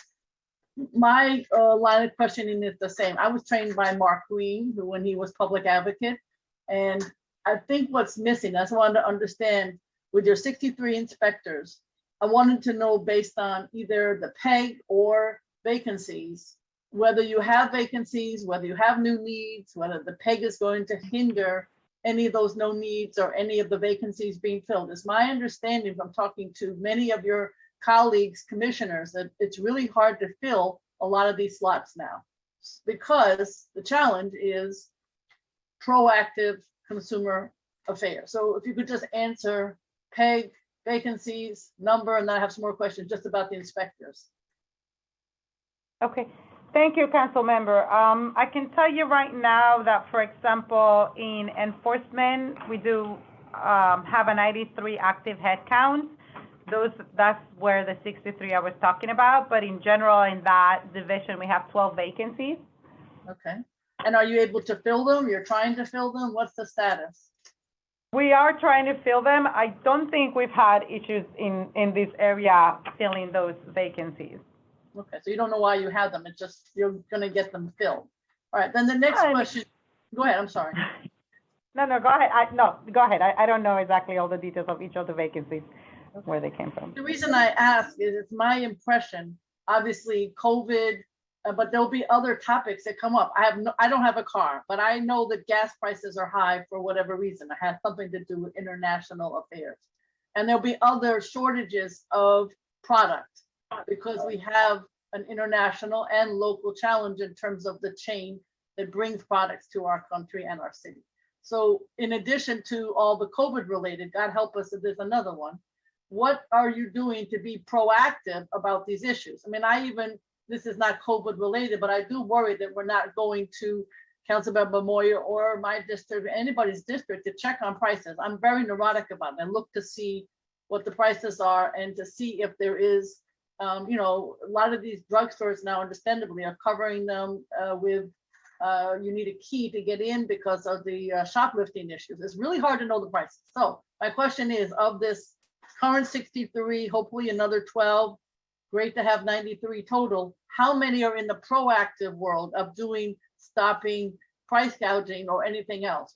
How do you break that up? So sort of to do that proactive, Councilmember Menon was talking about for the pop-ups, but there, goodness knows, so many others that need proactive support in terms of stopping it before it starts. Sure. Well, certainly when businesses start up, that's part of our visit and inspector program, that we do try to get out there very early on as they're opening up, so we can make sure that they know, the businesses know exactly what they're supposed to be complying with. So we do that. And then we also have our business education days that we get out there purposely with that sole purpose of the goal of educating and try to provide as much information as possible. So that is the proactive piece in terms of our enforcement. On the price gouging or the prices that may be going higher and higher, certainly the price gouging piece that falls under our jurisdiction, it has to be tied to a state of emergency. So if that were the case for future ones, for example, we would certainly make sure that we review it to make sure that find if the increase in the price is a business's attempt to exploit a current state of emergency, because that is the purpose of that law. And we respond to price gouging by complaint and on patrol. So it's not just, you know, our reactive complaint process. Okay, but it's mostly a complaint-driven process, I believe. That's mostly how the city of New York operates for my 40 years. But I guess what I'm trying to say is, it's my impression that one of the reasons we're in this mess, and we've got inflation, we've got new emergencies that are going to be evident as time goes on. I'm just wondering, I would agree with Councilmember Menon that you have to be more proactive so that the city residents feel that their government is looking out for them. And I have to say, I don't feel, and this isn't just you, this is under de Blasio also. Like I said, I was trained by Mark Green, who was very proactive on consumer affairs, former consumer affairs commissioner. He did understand it. And you have to be with press conferences and constantly reminding. Dry cleaning, I can tell you probably there's a lot of dry cleaning issues right now, which is not COVID related. So what I'm saying is, with your inspectors, I do think that, and do you have like a plan to be more proactive about some of these issues that are either, I mean, I would say that the gas prices to a large extent are something that could be a challenge, because I have a feeling that people are going to take advantage of whatever's going on internationally. I really want to hear a little bit more about your proactive approach, as opposed to just those businesses that are starting up, or complaint driven, or education. Well, we are going to be tracking, which we do already, tracking where there might be issues. I mean, going to the previous point on zip codes, which I know we didn't have specific here, those numbers for price gouging, but we certainly do look at trends. When things are coming in, we're going to be looking at where is it happening the most. I don't think it's realistic to say we'll ever get rid of everything. I mean, we'll stop existing, which will be great if we got to that. But I do think we try to be effective in trying to send a message and impact the businesses to understand what they need to comply with, and then the consumers to be educated. So we'll do a two-pronged approach. I mean, the more places we get invited to in terms of the education piece, I think it's going to be the better, because I think we can all agree nobody's going to come to our website necessarily to look for information.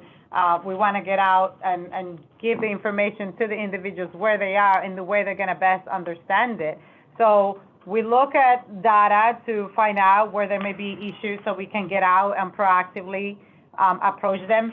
As Steve mentioned, if they are, we have our inspectors out and they are targeting something in particular, but they see another issue, they can address it at the same time. It's not like they're going to be blind to one aspect of the law that we cover. And we'll just continue tackling it. Open to ideas. If there is a specific program that we haven't, thought about, happy to build it. I mean, we definitely want to be more effective. We don't want to be a hamster wheel on enforcement. Thank you, Madam Chair. The only last question is, do you have new needs that you have requested from the budget?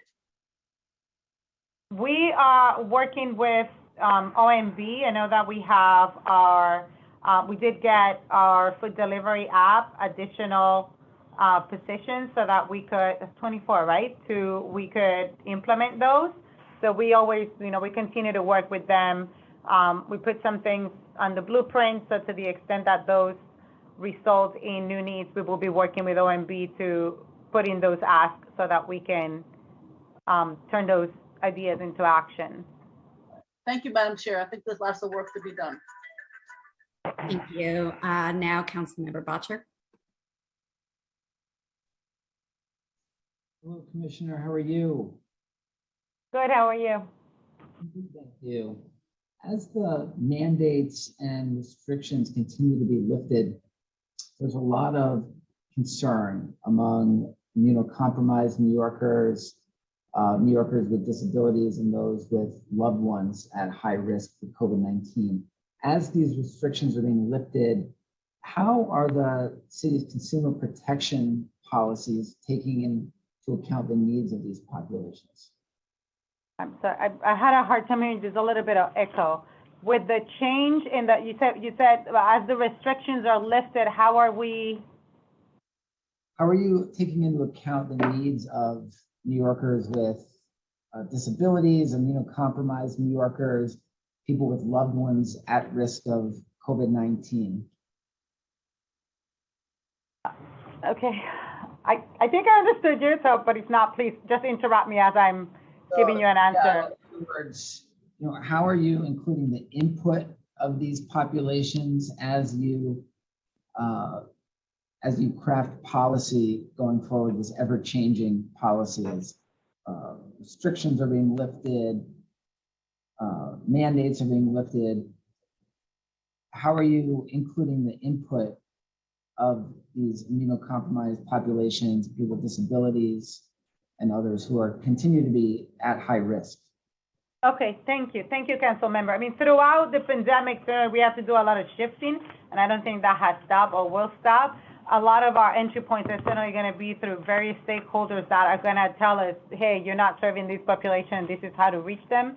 Also through some sister agencies, for example, with the Mayor's Office of People with Disabilities, we've done certain work in specifically with our financial empowerment centers to make sure that counseling could happen also by phone, for example, if people don't want to go to a place in person. Perhaps before it was something that it was okay with COVID, like you mentioned, immunocompromised, that's going to be something even if restrictions are lifted, I'm still not going to be comfortable going to some place in person. So as we continue to open up services in person through our partners, especially the financial empowerment piece, we still continue. We're not dropping online or telephone services. So I would say that's one area where we look forward to continue to provide those services. And again, if there's any other ways that we haven't thought of, would love to hear them so that we can figure out the best way to reach them and not leave any particular group of people out of services we should be providing. I think we could be seeing some unanticipated issues arise in this ever-changing situation. For example, what kind of compliance training or resources is being provided to small businesses that have shifted their layouts or their policies due to COVID? How could that impact the community of folks with disabilities? So it's great that this is on your radar and the priority of your agency. Yes, and we do work together with SBS, so to the extent that it may make more sense for SBS to help certain businesses with certain policies to reach certain populations, that also help them be in compliance, not just with our laws, but just plain out better business and better services, we do that.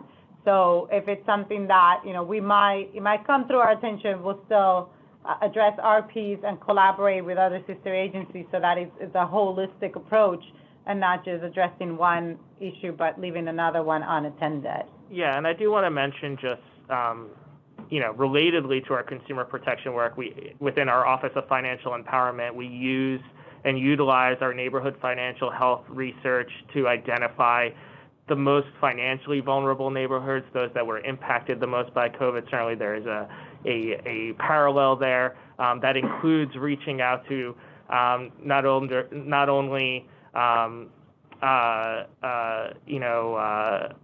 all demographics, but also I think you had mentioned specifically folks with disabilities, and we do have a partnership with the mayor's office in that case to ensure that their specific needs are being met and that there are wraparound services that we offer not only at DCWP but across our sister agencies to ensure that they're being seen and heard. Thank you.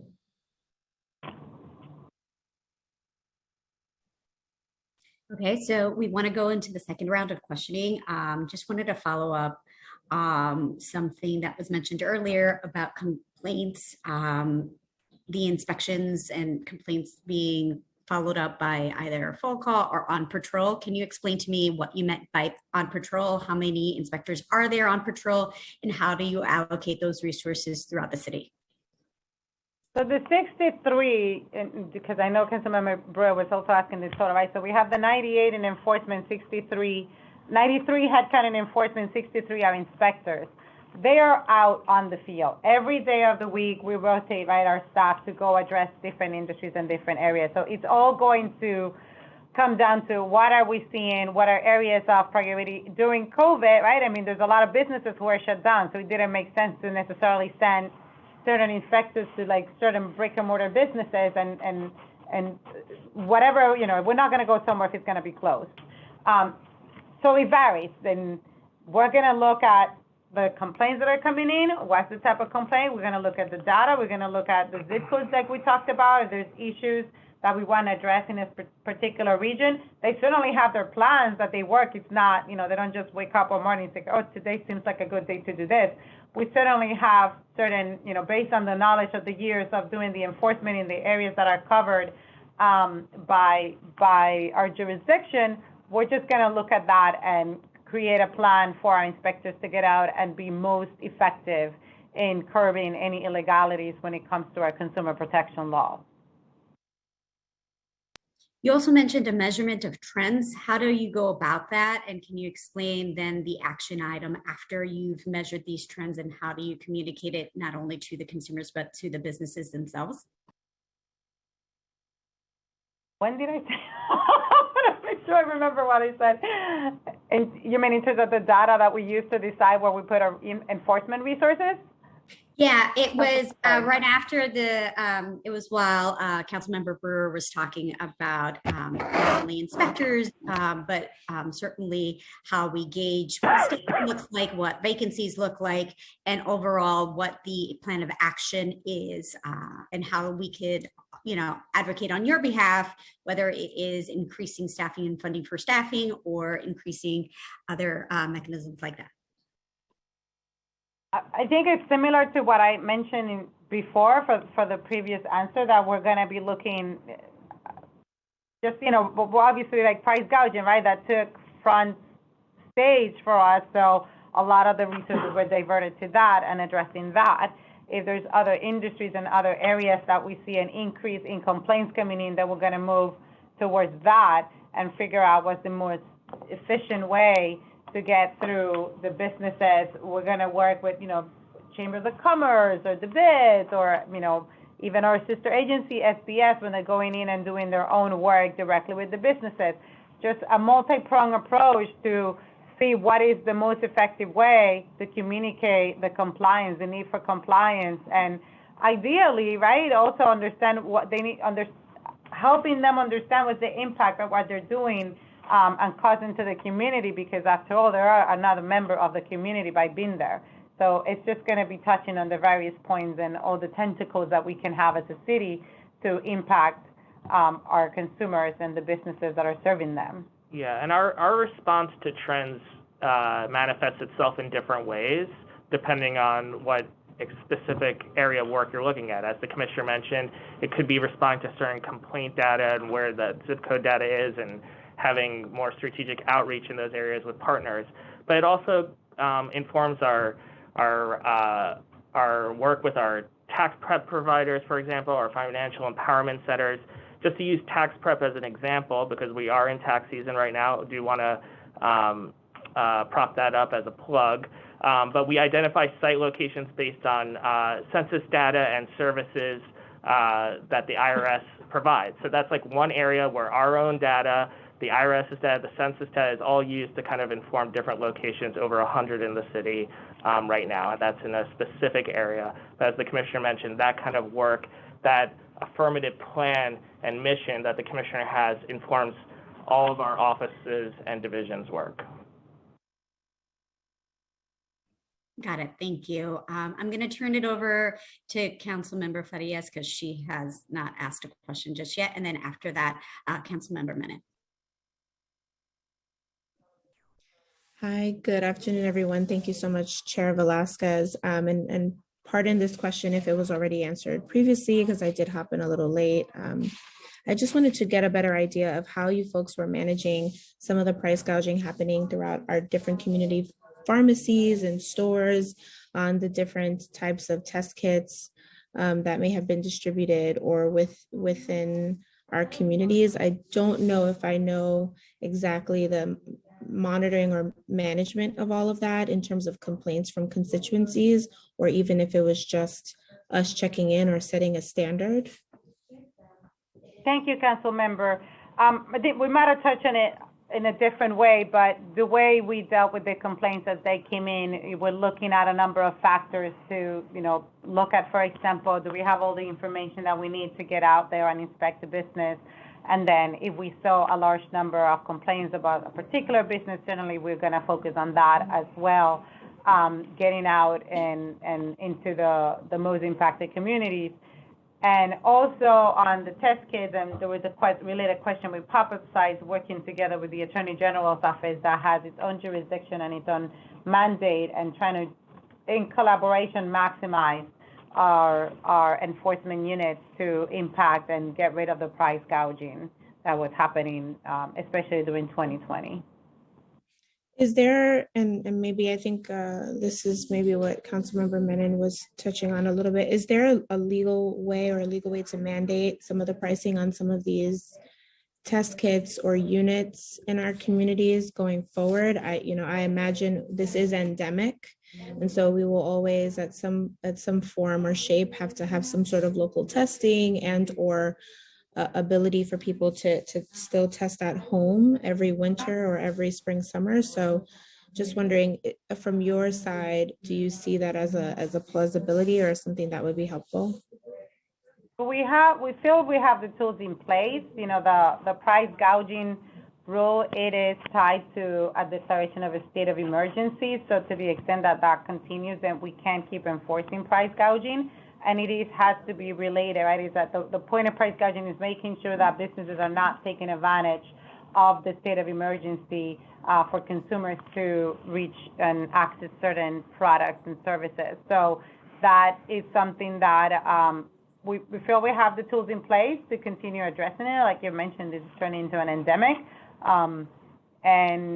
Is there anything, I want to make sure I'm not missing anything from the legal from your perspective, Mike, as a general counsel? No, I think we'd have to see how things develop. Okay, and my last, just a little follow-up. Have we seen in any complaints or cases that expiration dates have increased prices on some of the products, or if we're getting people selling expired COVID kits or anything like that? We probably want to get back to you on that specific. I don't know if we have that data with us specifically related to expiration dates and how that's impacted pricing or that part. Okay, great. Thank you so much.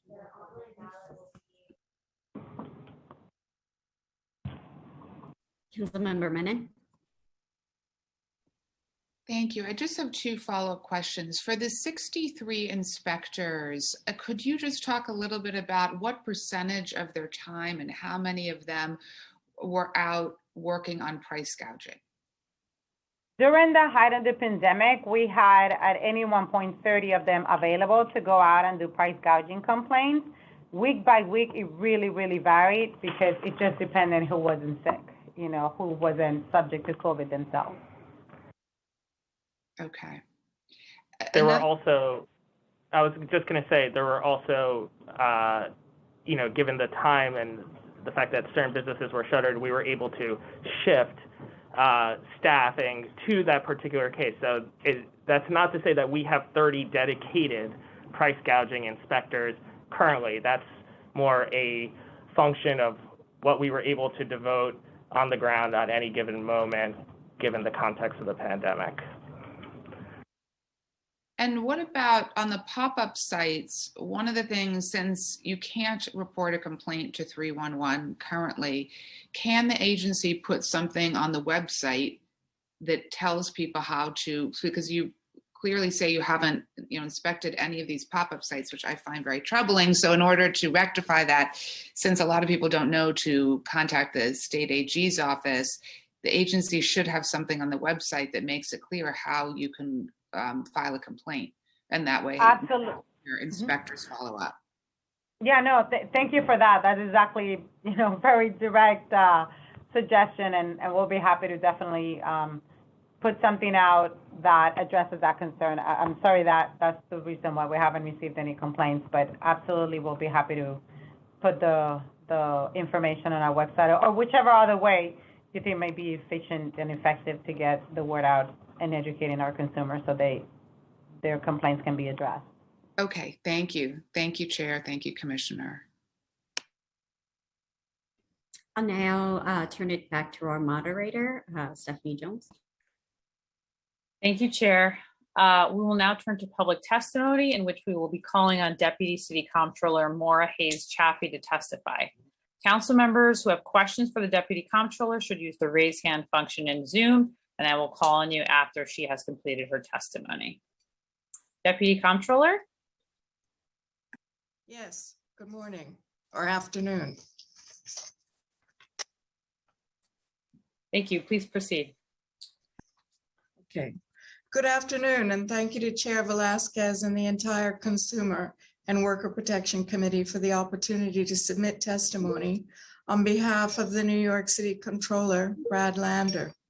The Comptroller's Office audited the New York City Department of Consumer and Worker Protection to determine whether the agency had established proper procedures and internal controls to ensure compliance with the emergency rule it instituted to address price gouging during a declared state of emergency.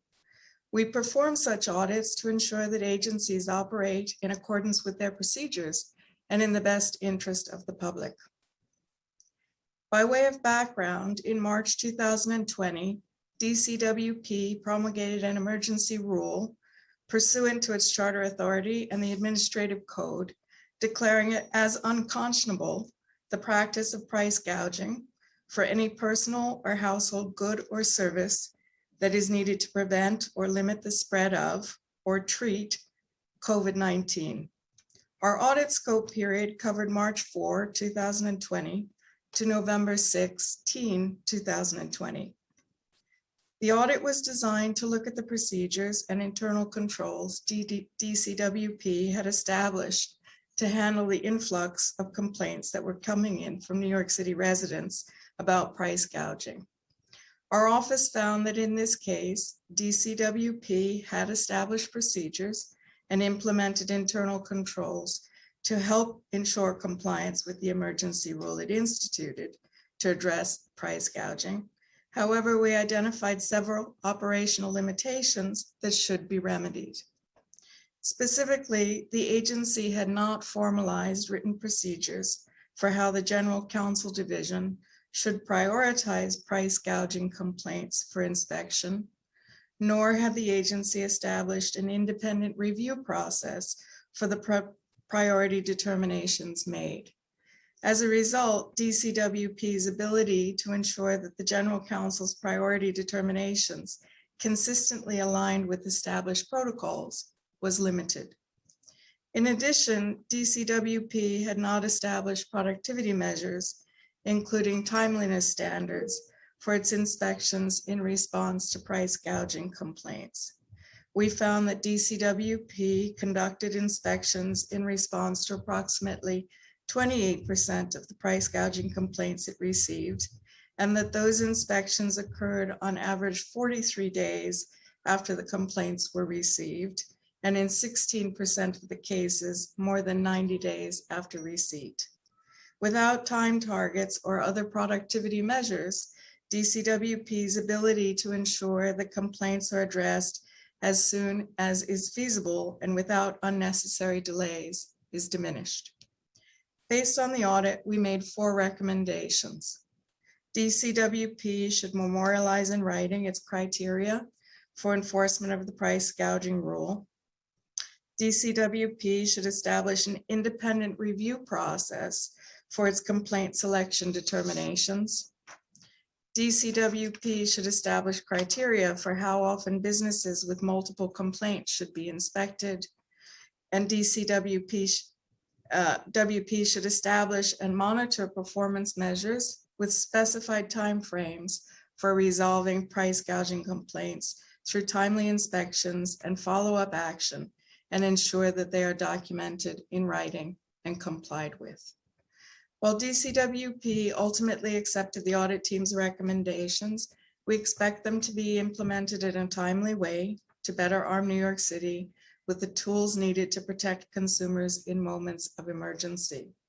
Though we appreciate the enormous challenges agency faced while responding to the pandemic, we want to see the city take these hard lessons, earned lessons of the last 2 years to improve its overall preparedness for future emergencies. Thank you once again, Chair Velasquez, for the opportunity to testify this morning and for your attention to this matter. Thank you, Deputy, for coming in, sharing the audit with us. Definitely. Thank you. I think you're muted, Chair. Thank you. I think it's that I unmute myself and then it's muted. It is what it is. We're still working in the Zoom world, and you know. Absolutely. There's that tech challenge I have.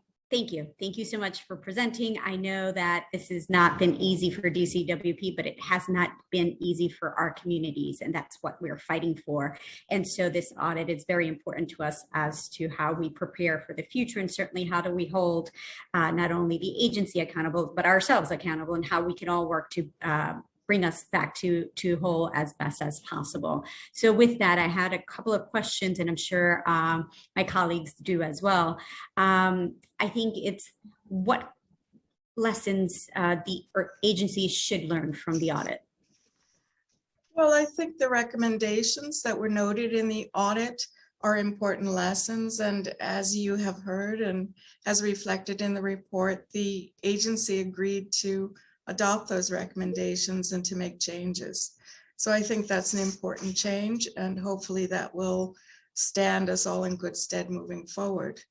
I think in its response to the audit, the agency also noted the lack of resources in some cases. And I think that is something, you know, while we would defer to the agency as to what resources it needs, the fact is that the volume of complaints markedly increased immediately during the pandemic.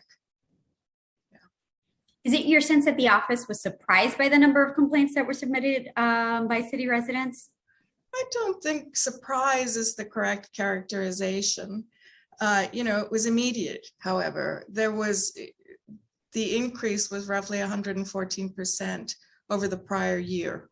So that's a very big jump to cope with for any agency.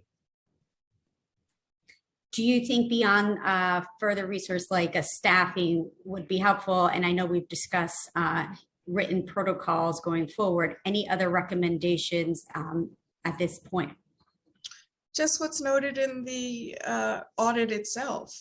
You know, we focused on the absence of timeliness standards. We also recommended an independent review to assess the quality and to ensure consistency of the determinations that were made. And I think that's advisable. I think the other recommendation that was highlighted was actual policy around how frequently businesses that were complained about more than once were visited. And I think that's also an important recommendation. Thank you so much. I'm going to turn it now to my colleagues who may have questions. Doesn't look like they do. I'm going to turn it now to my committee counsel, Stephanie Jones. Thank you, Chair, and thank you for your testimony, Deputy Comptroller. My pleasure. Thank you. This concludes the public testimony portion of the hearing. If we have inadvertently missed a member of the public who is registered to testify today and has yet to be called, please use the Zoom raise hand function and you will be called on in the order that your hand was raised.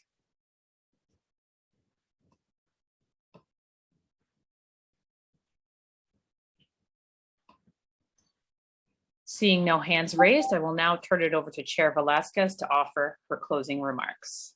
Chair. I want to thank the committee for showing up today and my colleagues for bringing about very serious questions to DCWP that had a very difficult decision and a difficult time period for all of us New Yorkers. And what we have seen is when we work together, we bring our bright minds together, we can be more effective. And I'm looking forward to incorporating the changes and the audit that the controller provided us to make sure that our communities, the most vulnerable, are protected. And I'm looking forward to implementing changes as needed and look forward to working together with all our AG, our controller, and certainly my great colleagues who have shown up today to bring better changes for all. So thank you all and looking forward to making the next steps real. Have a blessed day.